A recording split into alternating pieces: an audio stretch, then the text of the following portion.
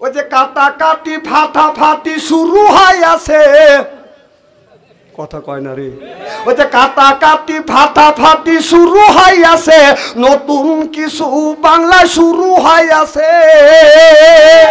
পরকীয়া প্রেম করিলে ওইটাই কাটিবে। বাদ দাও, ফেসবুকের মধ্যে ঢোকাই যাচ্ছে না, পেপার পত্রিকায় ঢোকাই যাচ্ছে না। আজকে পরকীয়া প্রেম করার কারণে যা জীবনে শুনি নেই, মানুষের গোপন অঙ্গ কাটিয়ে দিচ্ছে। হযরত ইউনূস আলাইহিস সালাম যখন পানির মধ্যে ঝাঁপিয়ে বলো মাছ বাজান তাকে গিলে খাইলেন।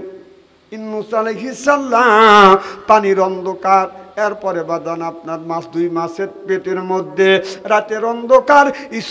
ইউনূস আলাইহিস সালাম ওই পানির মধ্যে থেকে আল্লাহরে বলে না ইলাহা ইল্লা আনতা সুবহানাকা ইন্নী কুনতু মিনাজ জালিমিন।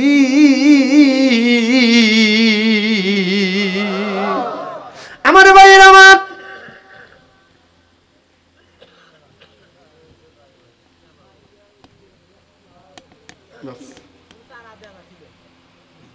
ইউনূস আলাইহিস সালাম থাক ধীরে ধীরে পড়ুক, আধা ঘন্টা গেলে আবার জন যাবে, আবার উপর করলে তুলব না। ইউনূস আলাইহিস সালাম মাছের পেটে পড়ে গেলেন। মাছের পেটে যখন চলে গেলেন, মাছটা গ্লাসের মতো সমুদ্রের মধ্যে সবকিছু বাদান দেখতে পাচ্ছে। এই সমুদ্রের মধ্যে থেকে বাদান রে আপনার অনেক রকমের জিকির, অনেক রকমের শব্দ শোনা যাচ্ছে। আল্লাহ বললেন জিবরাইল, মাছের পেটে তো আমি, কিন্তু মাছের মধ্যে হাঙর কুমির সব দেখতেছি, কি যেন জিকির হচ্ছে।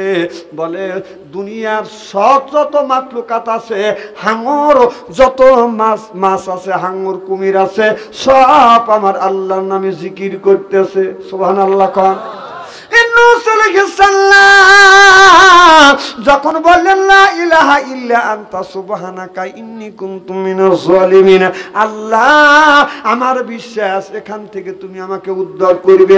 দুনিয়ার কোনো মানুষ যদি না দেখে, কেউ যদি উদ্ধার না করে, তুমি দেখছো, আমার বিশ্বাস তুমি এখান থেকে আমাকে উদ্ধার করবে। আল্লাহ জবাব দিলেন ফাস্তাজাবনা লাহু আনাযাইনাহু মিনাল গামবি ওয়া কাযালিকা নুনজিল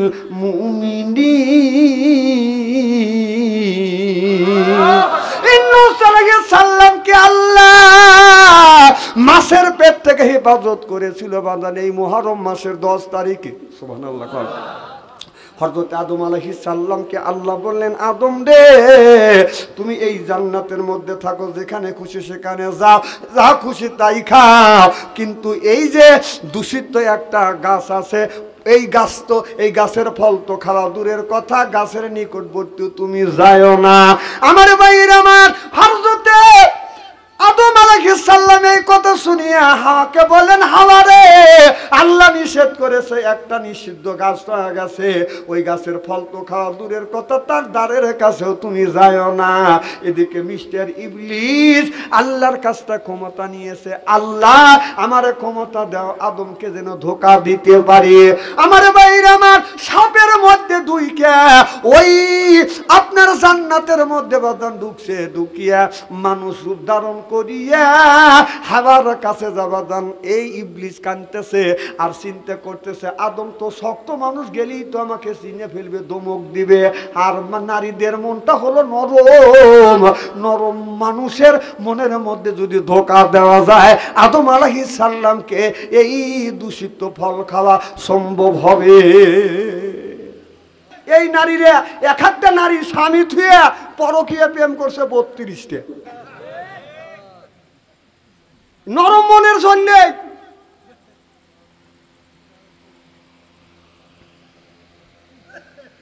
কিছু কিছু নারী আছে হাত ফালায় না। আমাদের এলাকার একটা গরিবের মেয়ে আছে, ওর কাছে টাচ মোবাইল, আমার কাছে থাকে হলো বাটো মোবাইল। কথা বুঝতেছেন না? কিন্তু তোর বাবা ভাত পায় না, তোদের পেটে ভাত জোগাড় করতে পারে না, আর তোর কাছে এই টাচ মোবাইল থাকে, তার এমবি কিনতে টাকা লাগে না। হুজুর আপনি তো বুঝবেন না, বুড়ো হয়ে গেছেন। কম কে বলদের মধ্যে 3টে যদি বয়ফ্রেন্ড থাকে, তাহলে টাকার অভাব হয় না। কথা কয় না রে। তো বলদ মার্কা যুবক যারা, তারাই এই নারীদের পিছনে পরকীয়া প্রেম করে আর ওই মেয়েদের পিছনে টাকা খরচ করে। কথা কন। তাছাড়া ওর বাবা কামলা বিক্রি করে পেটে ভাত গোছাবের পারে না, ওর হাতে টাচ মোবাইল ফোন।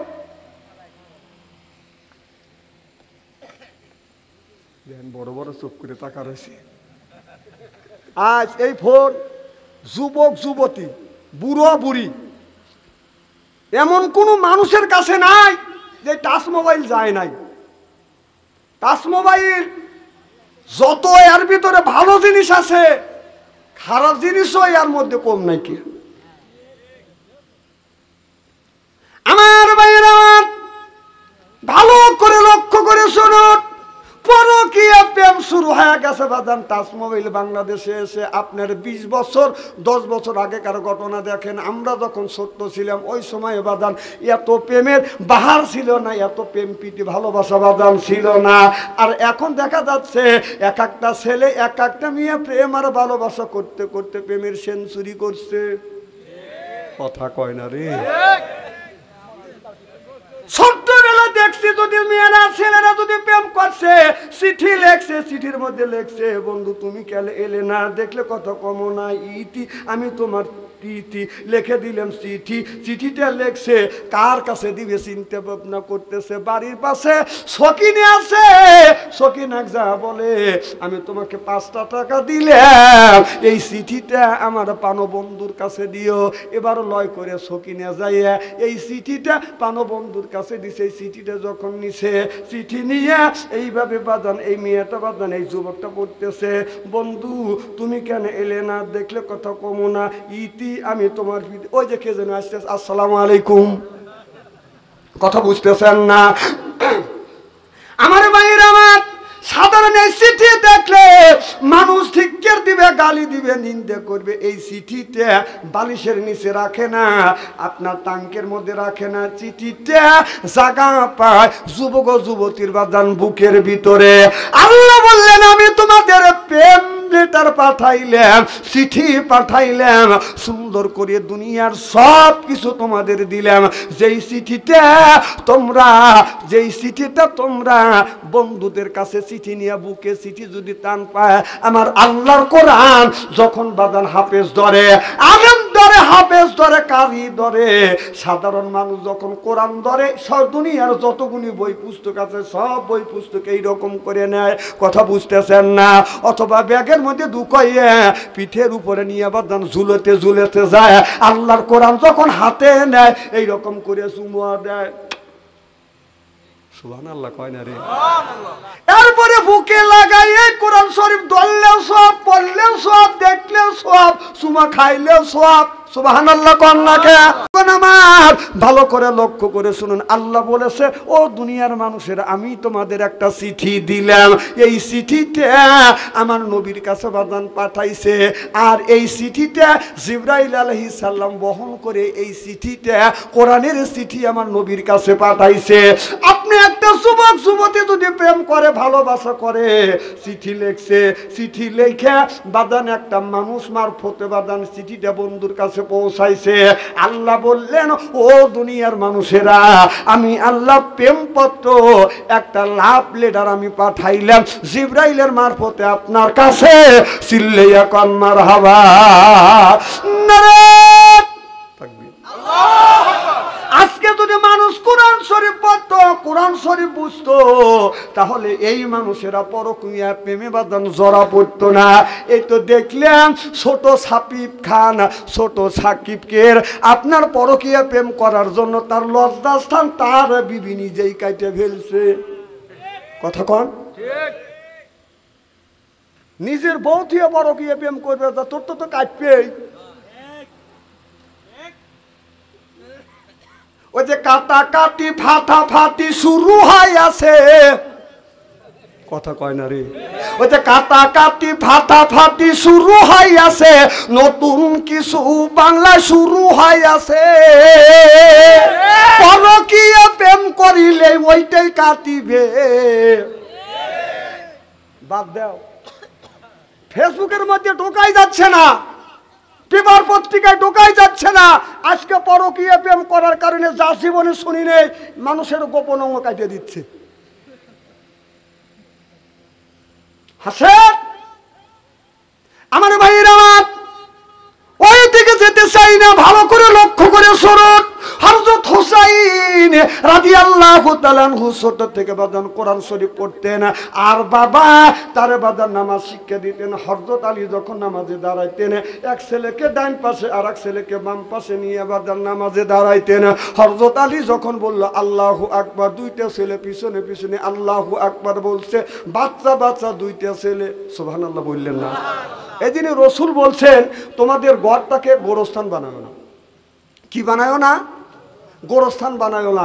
নফল সুন্নত নামাজ বাড়ির বেশি বেশি করবে, আর ফরজ গুনি জামাতে আদায় করবে। সুবহানাল্লাহ, এটা জোরে কর। এর মানে কি? এর মানে হলো বাড়িতে ছেলে আছে, ছেলেকে নামাজের তাগিদ দেন, নামাজ শিক্ষা দেন, ট্রেনিং দেন।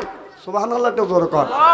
দেখবেন ছোট্টবেলা দেখছি, এখনো দেখা যায় আপনার বিড়ালের যদি বাচ্চা হয়, এই বিড়াল যখন বাচ্চা হয়, বাচ্চাটা যখন ছোট, বাচ্চাকে শিকার করবার জন্য মা বিড়ালটা একটা ইঁদুরের বাচ্চা ধরিয়ে নিয়ে আসে। ইঁদুরের বাচ্চা ধরিয়ে নিয়ে আসে, বাচ্চাটা একেবারে মরেও নাই, বাচ্চাটা বাদান জীবিত আছে। মা বিড়ালটা ছোট বাচ্চার কাছে দিয়ে বলে বেটা এইটা ধরো, তুমি শিকার শেখো। এবার মা বিড়াল ওই ইন্দুরটাকে ধরে নিয়ে ছোট বাচ্চার কাছে দেয়। এই ছোট বাচ্চা আপনার ওই ইন্দুরের দিকে বাদান তাকিয়ে থাকে, বিড়াল নড়াচড়া করে না। বিড়াল ইন্দুর চিন্তা করতে যে যদি নড়াচড়া করি গাড়ি ফেরে ধরবে, নড়াচড়া করে না, মা ট্রেনিংও দিতে পারে না। এই জন্য পিছন থেকে মা বিড়াল যায় ইন্দুরের পাছায় খোসা দেয়, কথা কয় না। আর ইন্দুর নড়াচড়া করে ওঠে, ছেলে যায় থাপা দিয়ে গাড়ি ফেরে ধরে, আবার টানিয়ে নিয়ে আসে। মা বিড়াল আনিয়ে আবার প্রতিসম্মত বাদান রেখে দেয়। আবার যখন এই ইন্দুরটা নড়াচড়া করে না, মা বিড়াল যায় আপনি এরকম করে ইন্দুরের পাছায় বাদান খোসা দেয়, ইন্দুর যাবের নেয়। মা বিড়াল বাচ্চা বিড়াল যা বলে বেটারে টেলিং নে ঘাড় ফাইরিয়ে দেওয়ার কথা বুঝতেছেন না? একটা বিড়াল, মা বিড়াল ছোট বাচ্চাকে ট্রেনিং শিখাচ্ছে। আপনি কেমন বাবা, কেমন মা, আপনি নামাজ পড়েন আর আপনার ছেলেকে আপনার মেয়েকে নামাজের ট্রেনিং দিচ্ছেন না। চিল্লে এখন ঠিক কিনা? আল্লাহ বললেন আনফুসিকুম ওয়া আহলিকুম নারা, ও দুনিয়ার মানুষেরা নিজে বাঁচো, তোমার আহল পরিবারকে তোমরা বাঁচাও। আপনি নামাজ পড়িবেন, আপনি যখন নামাজে দাঁড়াবেন, আপনার ছোট্ট ছেলে আছে এক পাশে দাঁড় করাবেন, আপনার মেয়ে আছে, মা যখন নামাজ পড়তে যাবেন মেয়েটাকে পাশে দাঁড় করে আবার নামাজ শিক্ষা দিবে। বাবা হযরত আলী দুইটা ছেলে দুই পাশে দাঁড় করাইয়া হযরত আলী বলে আল্লাহু আকবার, দুইটা ছেলে আল্লাহু আকবার বলে। হযরত আলী যখন রুকু যায়, দুইটা ছেলে হাসান হুসেন বাদান রুকু যায়, হযরত আলী সিজদায় যায়, দুইটা ছেলে বাদান সিজদায় যায়। হযরত আলী তাশাহুদ পড়ে, দুইটা ছেলে তাশাহুদ পড়ে। হযরত আলী ডানে থেকে বামে সালাম ফেরে, অর্থাৎ নামাজ শেষ করে। দুইটা ছেলে এইভাবে করে বাদান নামাজ শেষ করে।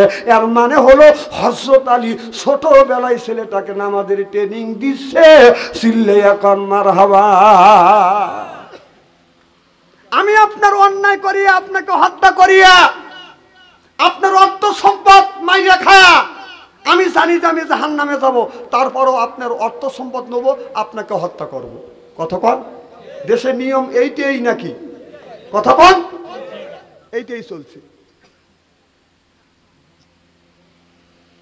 কিয়ামতের ময়দানে আল্লাহ কিছু মানুষকে দোজকে দিবে আর জীবনে বের করবেন, আর কিছু মানুষকে ধাপে ধাপে দোজক থেকে বের করে জান্নাতে দিবে। সুবহানাল্লাহ, এটা জোরে কর। যদি বলেন কারণ, কারণ আপনি যদি মানুষের হক নষ্ট করেন, মানুষের হক যদি নষ্ট করেন, আল্লাহ আপনাকে মাফ দিবে না। নামাজ পড়ি নেন, আল্লাহ মাফ করে দিতে পারে। রোজা রাখি না, ইচ্ছা করলে মাফ করে দিতে পারে। হজ করি না, ইচ্ছা করলে মাফ করে দিতে পারে। আল্লাহ বলে বান্দা, বান্দা হয় বান্দার হক নষ্ট করিস না। ওই বান্দা যদি মাফ না দেয়, আমি আল্লাহ তাকে মাফ দিব না। কিয়ামতের ময়দানে কিছু মানুষকে আল্লাহ জাহান্নামে দিবে খালিদিনা ফিহা আবাদান, চিরকাল জাহান্নামের মধ্যে থাকবে। কারা? এদের কথা আল্লাহ বললেন আফা আংতা, হে নবী আপনি কি পারবেন তুমফিজুর মান ফিন্নার, আপনি কি পারবেন জাহান্নামের হাত থেকে এই লোকটাকে বাঁচাইতে? আল্লাহ নবী বললেন দুনিয়ায় মানুষকে কষ্ট দিছে আর এই মানুষের জামিনদার আমি হব, কখনো হব না। আপনাকে যদি আমি থাপ্পড় দেই, আপনাকে যদি আমি অনার্থভাবে মারি, আপনি যদি আমাকে মাফ না করে দেন, কিয়ামতের ময়দানে আল্লাহ মাফ দিবে না। আমার কথা কি বুঝতেছেন? 10 বছর আগে একটা লোককে আপনি অন্যায়ভাবে মারছেন, এখনো সময় আছে, যদি সে পয়সা থাকে তার হাতে পায়ে ধরে মাপ নেন। সে যদি মাপ দেয় মাপ পাবেন, মাপ যদি না দেয় আপনি মাপ পাবেন না। এদিক তাকান, চেহারা একবারে খেয়ে খারাপ, তেন অন্যদিকে তাকাছান। মানে কথা যদি নিচের দিকে যায় ভাই, হ্যাঁ কথা নিচের দিকে গেলি তখন আমার বিলে না তাকায় আর করলে তাকা গুনুর গুনুর করে। কে রে হুজুর কিভাবে জানলো আমি ওই লোকটাকে মারছি?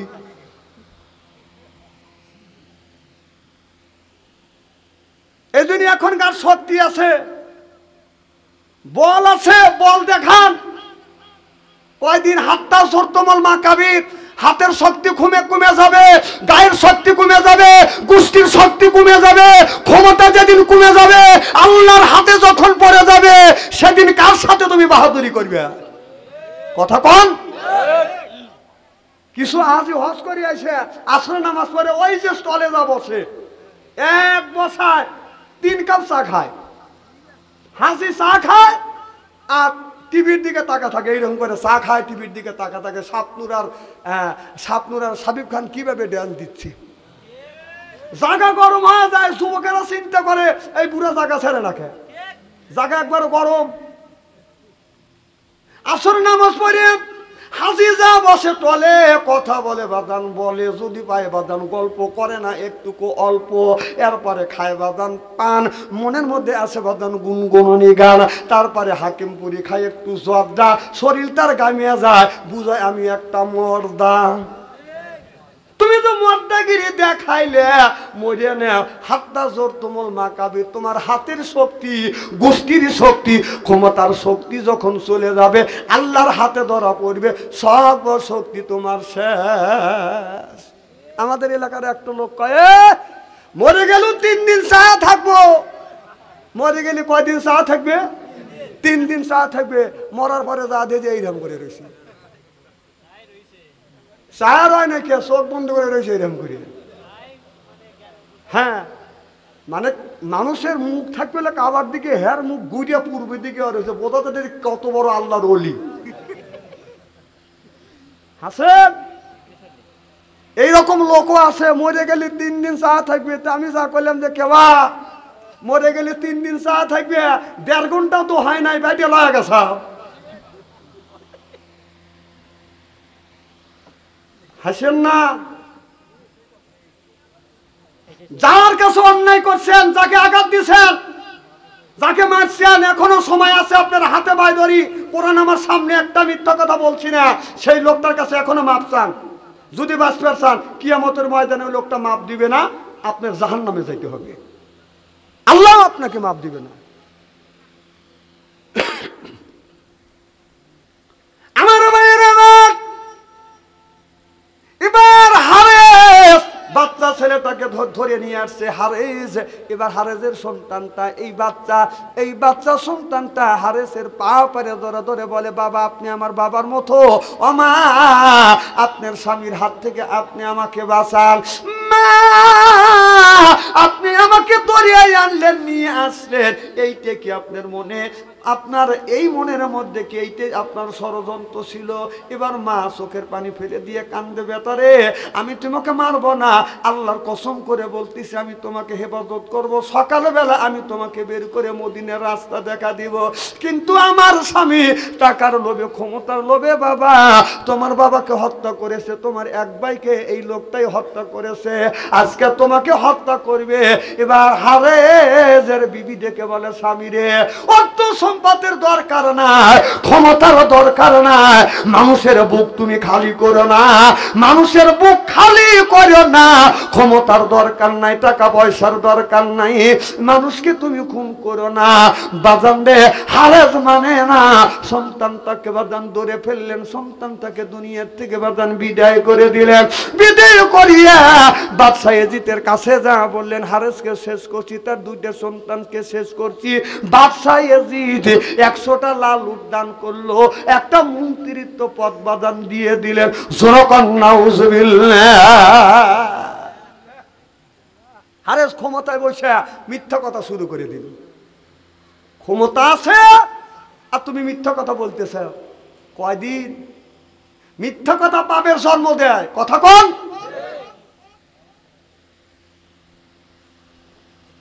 এমনও সময় আসবে ক্ষমতা যখন থাকবে না,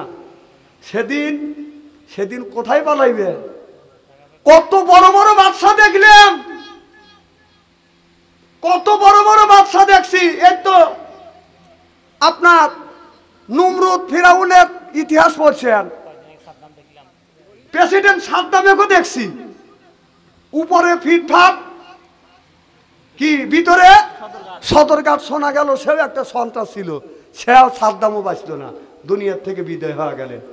তাহলে এই যে মায়ানমারের কি নাম, মহিলার নাম, কথা কয় না, হ্যাঁ, অং সান সুচি, দেখেন তার কত বড় ক্ষমতা, কত বড় পাওয়ার, তাও ছোটাইতেছে রিমান্ডে নিয়ে নিয়ে। মানুষকে জ্বালা কেউ কোনোদিন সুখে থাকতে পারে না। আজ হোক আপনি যদি আমাকে মারেন, আপনার দ্বারায় আমি যদি এতিম হই, তাহলে আপনার ছেলের সন্তানই এতিম হবে একদিন। আপনি যদি একটা ইট দিয়ে ডেল দেন, পাথরের ডেল আপনার খাইতে হবে, আজ না হয় কাল, মনে রাখেন। হ্যাঁ, আপনি না খেলে না তো বুদ্ধি খাবে, খাবেই। এই জন্যই ক্ষমতার বড়াই, গোষ্ঠীর বড়াই দেখায়েন না। আমার ভাইয়ের, আমার ওই দিকে যেতে চাই না। ভালো করে লক্ষ্য করে শুনুন, হারেদের সন্তানটাকে বাদান দুনিয়ার থেকে বাদান বিদায় করে দিলেন। বিদায় করে দেওয়ার পর মন্ত্রিত্ব বাদান পদ পাইলেন, বাদান লক্ষ লক্ষ টাকা বাদান পুরস্কার পাইলেন। আমার ভাইরা, আমার ও মন্ত্রিত্ব করুক, আমার আর কোনো দুঃখ নাই।